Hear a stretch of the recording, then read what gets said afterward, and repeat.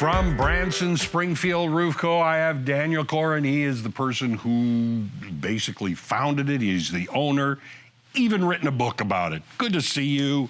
All right, there's this tension that I mean, it's palpable between insurance companies, roofers, things like that. What's the story there? So insurance companies are getting tired of paying for roof claims. And what I've realized, so starting 25 years ago, when I first started installing shingles, they were heavier. I had to carry everyone up the ladder by myself, on my shoulder.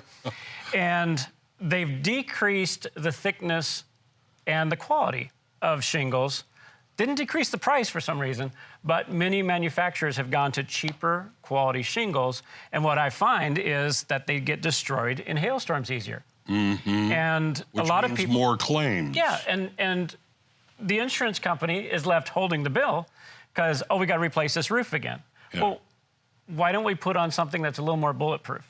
And so certain companies have stepped up and said, hey, we have a shingle that is now independently rated. Right. Underwriter Laboratories rates it and says class 4 or class 3, depending on its impact resistance. Okay. And so a couple years ago, we put our heads together and said, you know what?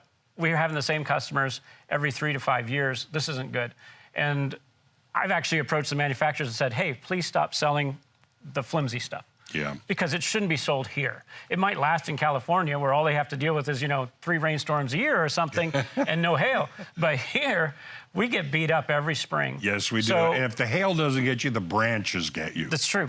So we've made a decision that we're not going to sell anything not rated for hail and not rated for 120, 130 mile an hour wind and up. We've got a shingle that is rated for 160 mile an hour winds.